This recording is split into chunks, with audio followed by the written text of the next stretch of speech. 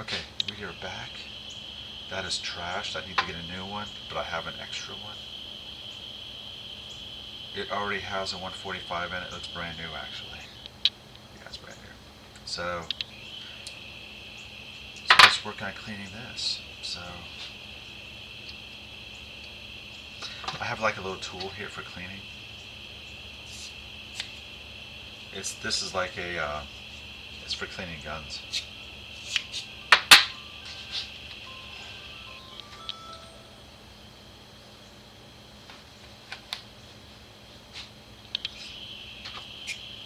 We're good to go in there. So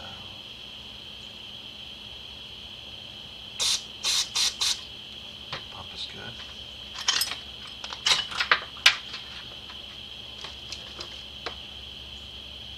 Take out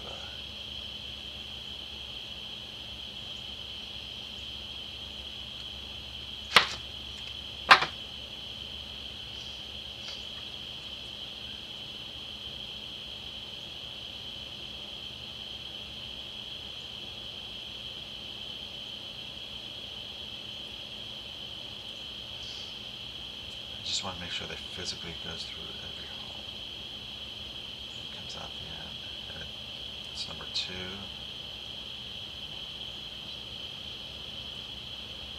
3.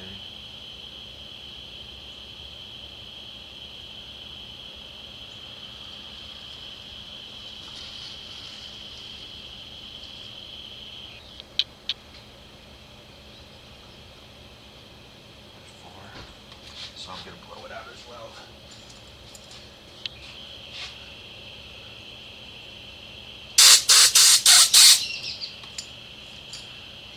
So I'm good to go with that. Here's an accelerator pump spring.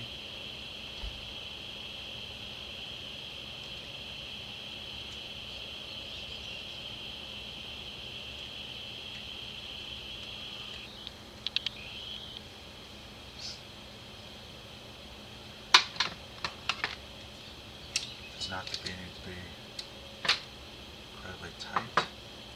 So let's go through and let me just give these a quick buffing. Hold on one second.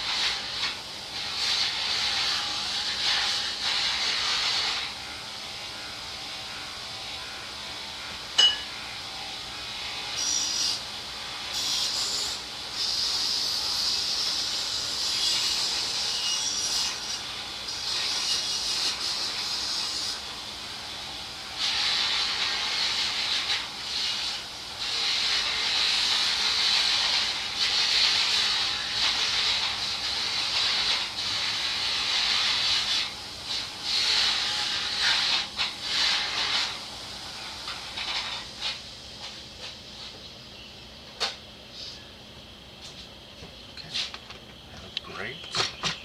So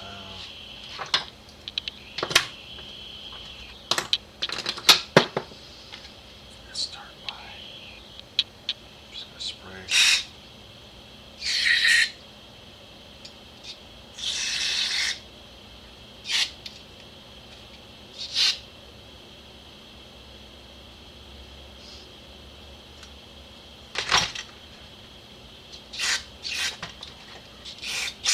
Yeah, it's actually coming through, which is great. So now I'm going to blow through everything. I'm going to blow through the, obviously I mean there's a huge cavity here, but where the main jet is, for the pilot jet I want to make sure it goes through. It does, because it's going through the air mixture screw. And that is clear. That is clear. And where the enricher tube goes, that is clear. That's clear. That's clear. So all the passages look good.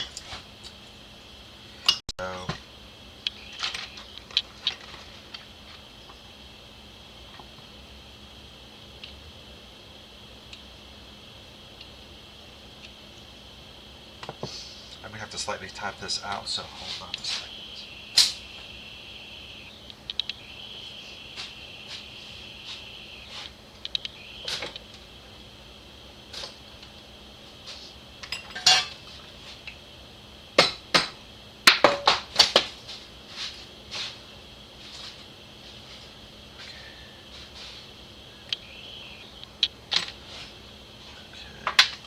So, first is, this is the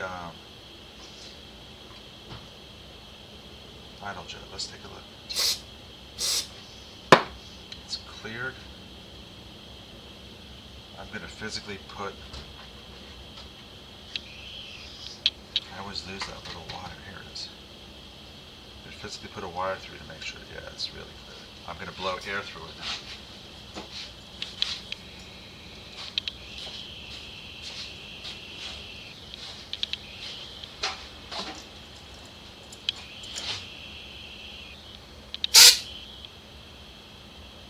Kind of blow it both ways too.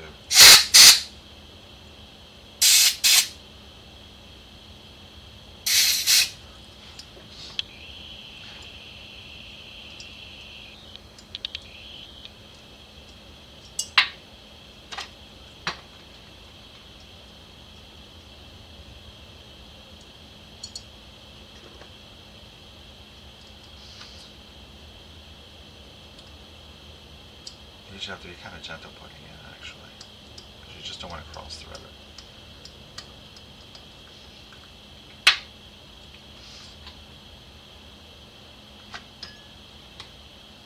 Next, I'm going to put the accelerator pump in.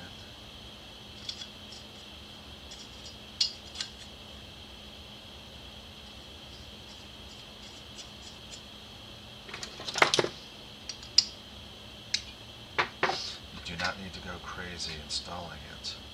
Next we need the enricher jet, and I've got to replace that O-ring.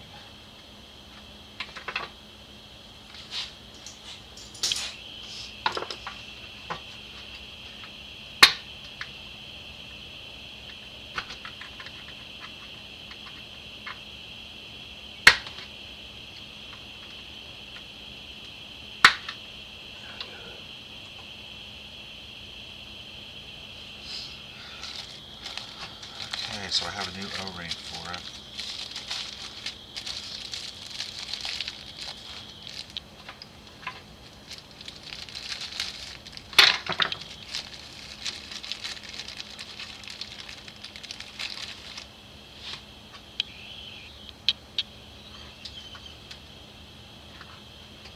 Gosh, I almost had it right there.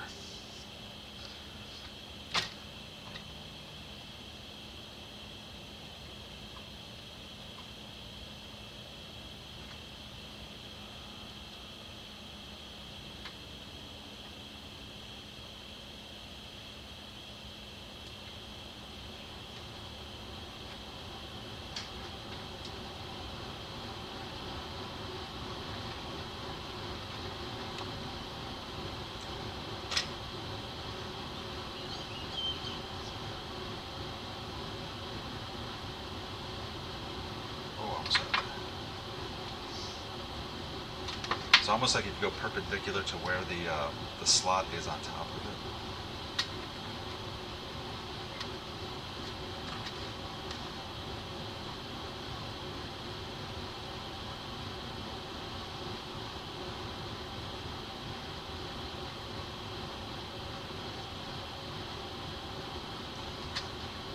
So close to getting it.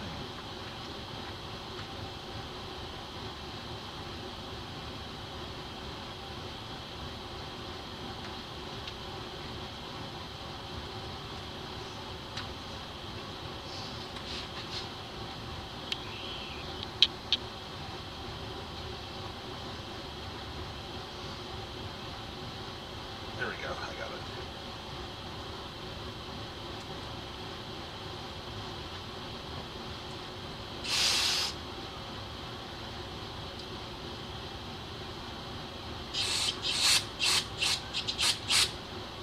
Goes through all holes. I'm going to physically put a wire down there as well.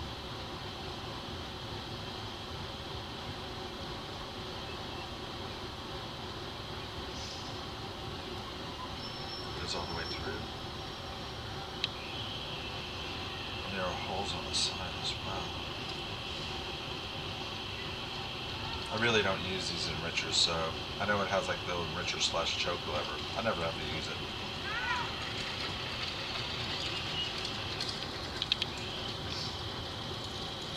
So that looks good. That goes in the enricher.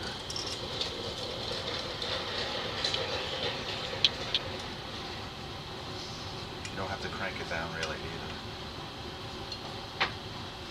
Next is the float. These float needles are actually really good. I mean, I've never seen them.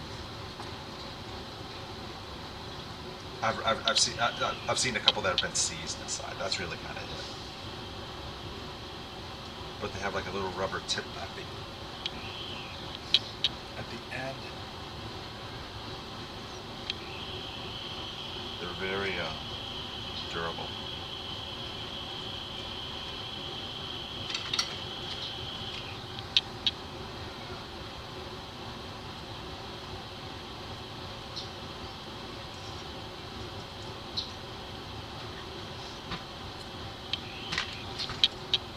So I'm going to measure the float height again.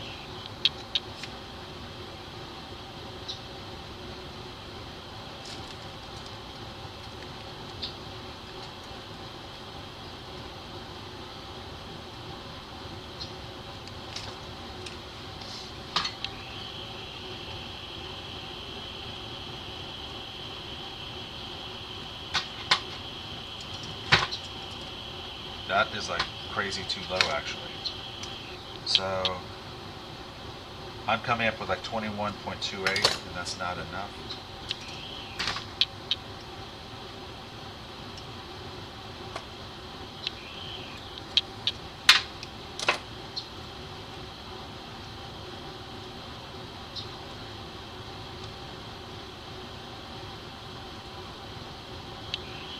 So we're looking for 23.5 to 24.5 millimeters.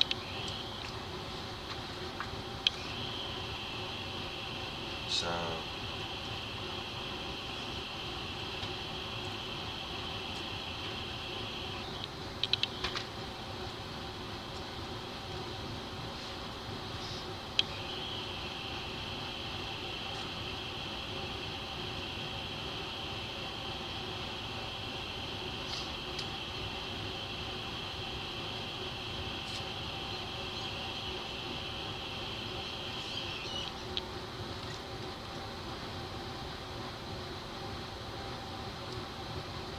that's coming up at about 41.1. It's like 41.1, so that's really within spec. So it looks good. So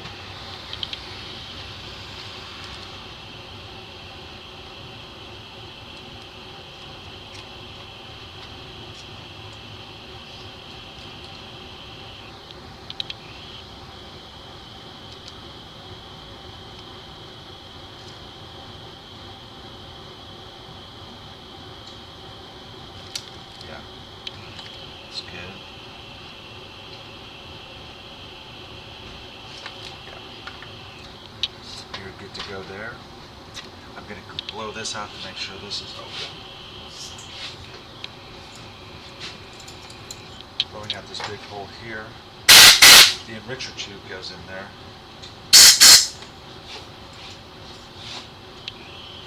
I'm going to replace the gasket.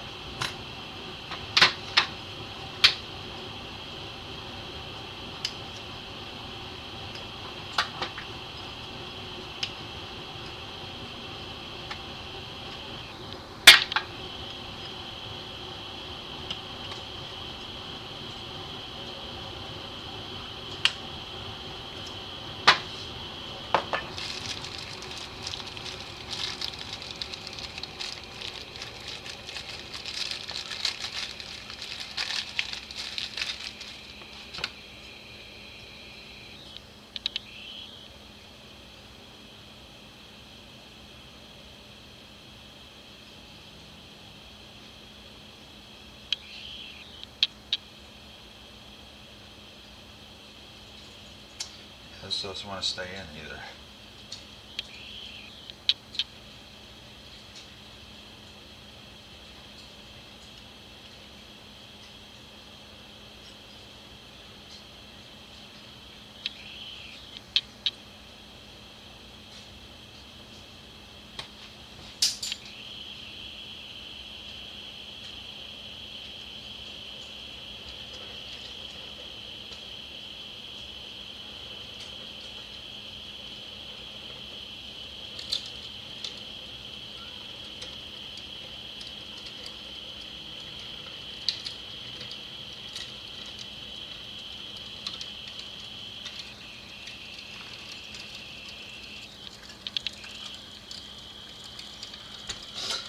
Let me see if I have a better. This cap is like really messed up. So let me see if I have a better cap.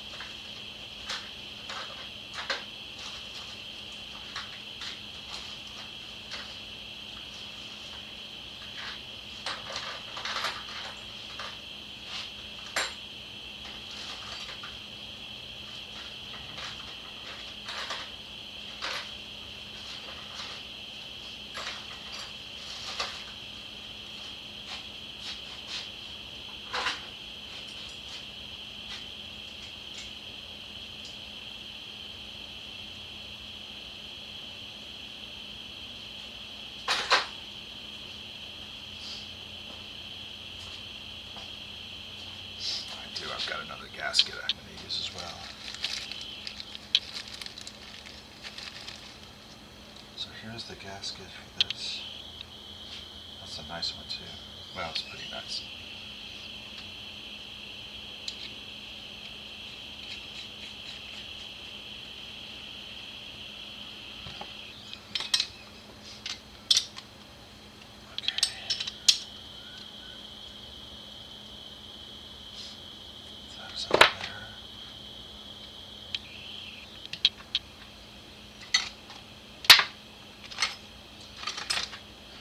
Clean this up a little bit.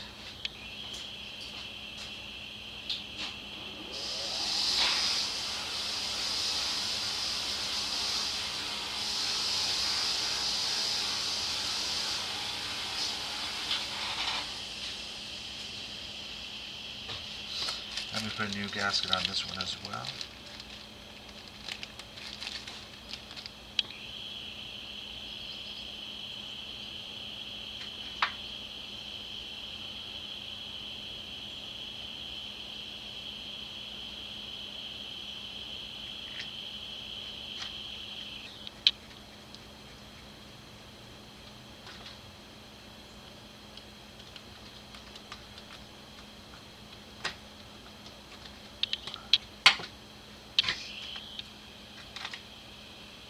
Clean this up. Might as well clean up the bolts while I'm over there.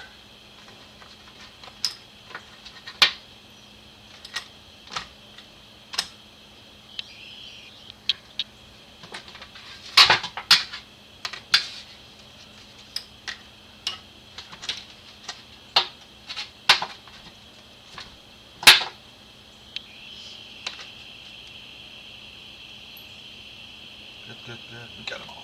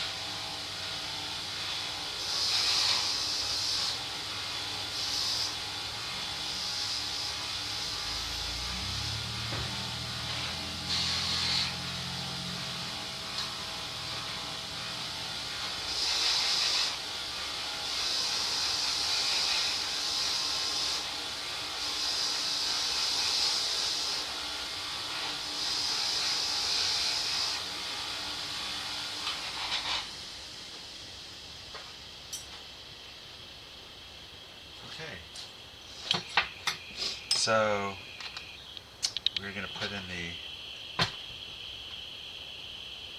idle adjustment screw right here with the spring. I'm not going to put it all the way in either, just fits in. The next is the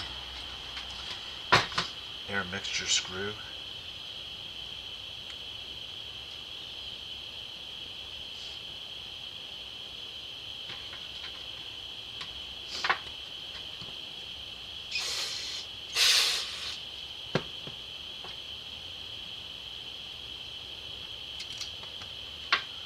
I'm going to tighten this in and turn it out 1.5 times. 1/2, 1, 1/2.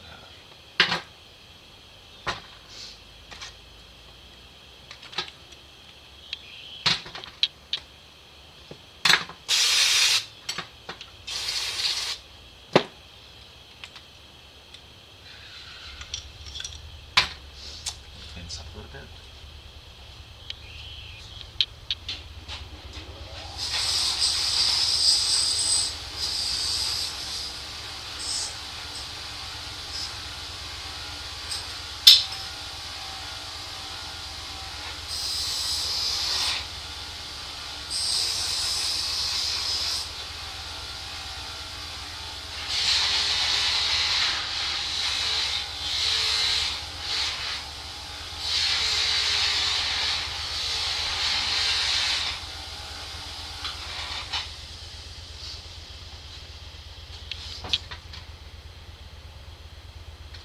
So, gasket on top.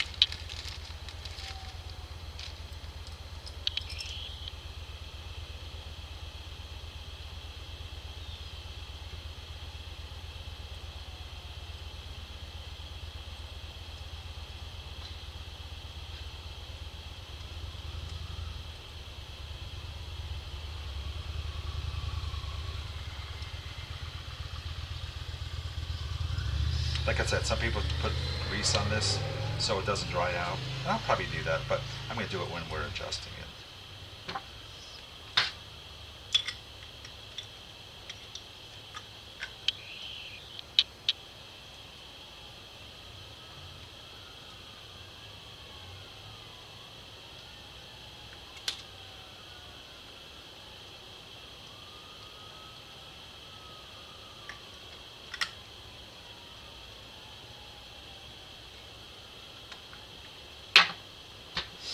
So this is going on here. I need this to go on like this.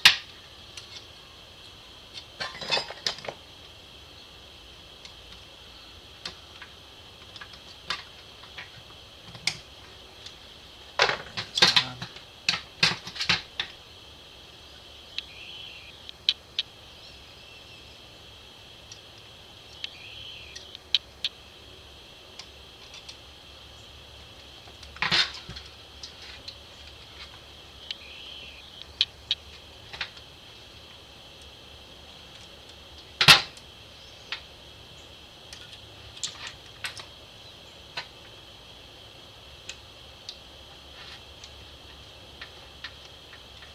These clamps are actually not that cheap either. So if you have them, keep them. Don't. And the replacements just don't look as nice. I like these. So that is the second carburetor.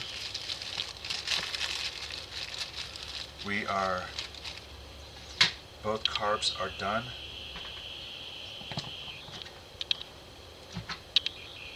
And ready to go.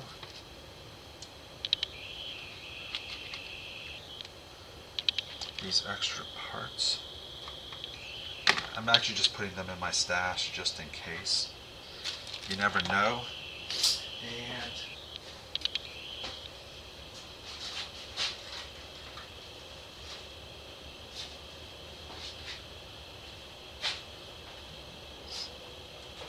And the parts that I've replaced are readily available.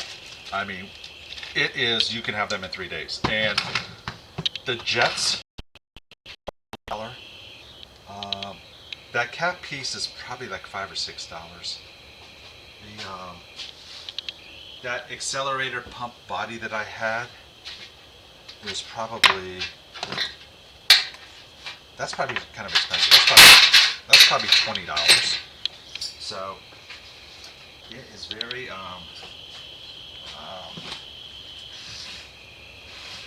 so if you cannot get your carbs working, do not buy new carbs.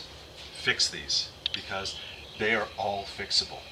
It is the only ones I've never been able to really get working right are sometimes this is the enricher. So the enricher plunger goes down in here, and that connects to a cable that goes to a splitter underneath the tank, which connects to a cable that is on the top of the bike for enriching. Again, I never use it, but I had one where it got seized up in there, and it is seizing is actually kind of okay. I mean, it's because you can live without it, and I know some people say you need it for starting in like cold climates. I don't live in cold climates, so I guess I don't. And it's these work so well. So the carbs are good to go. They really look nice. I guess I'm not necessarily a patina guy, but I like the way these things look. I thought, like I said, I was going to cat plate them, but yeah, I don't think I want to because I think they look great. It's and I'm going to slightly polish them again after we get them put on. So, okay, so next is probably assembling the rear end, and I got the tire, so we're going to probably install the back tire. And the thing I've been dreading is actually cleaning the fenders, so I'll probably get working on that. I still have not received the valve guides, so I'm waiting on the valve guides. And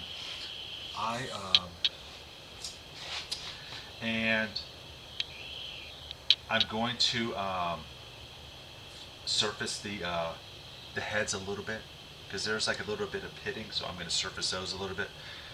In essence, with a piece of glass and sandpaper, so I'll get it so it's really actually smooth with no pitting. So we'll get we'll get a super tight seal.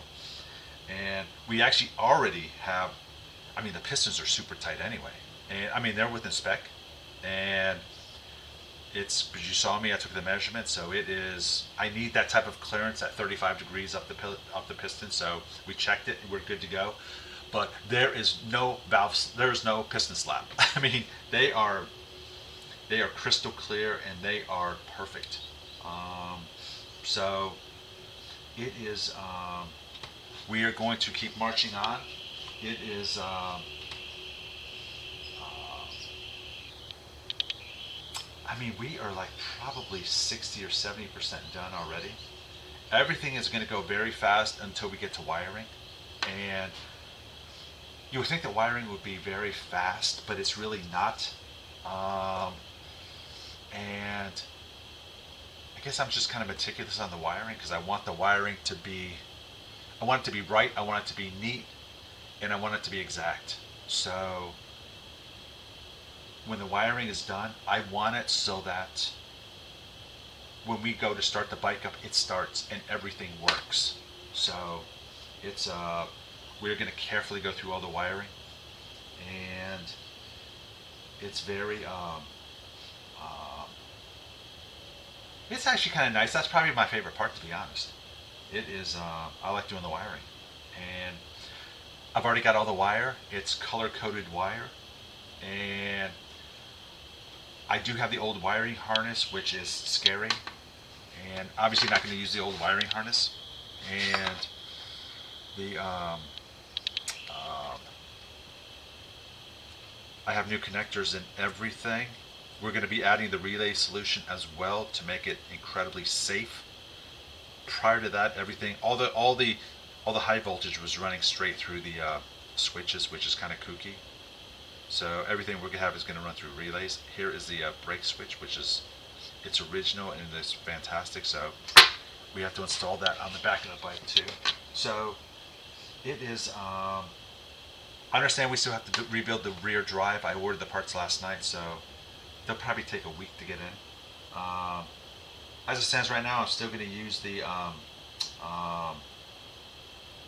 I'm going to use the old one, or I'm sorry, that Eldorado one, until I get the other parts in. And it's it'll be good. I hate to say, I mean, when that when our rear drive is done, it's going to be a brand new rear drive, and it's going to be a brand new rear drive for like $150. So probably 175. I forgot what that inside spindle is. So the gaskets, the gasket kit is $60, and that's the gaskets and seal. And I mean, I actually have all the gaskets sealed, but I'm just going to buy the kit. So the kit's $60. The the two tapered bearings, I think, are I'm going to get like $15 for both. And I am going to even order that large bearing that goes in there as well. And I think that's going to take probably a week to get. And so yeah, it is.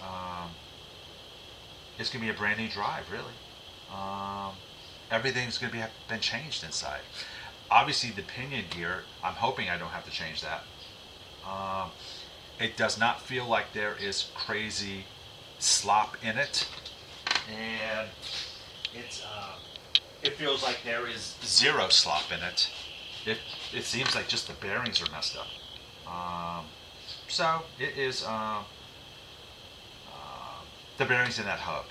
It is bearings have way too much play, and it's quite honestly, it will take probably a half an hour to rebuild that thing. So stay tuned. I will.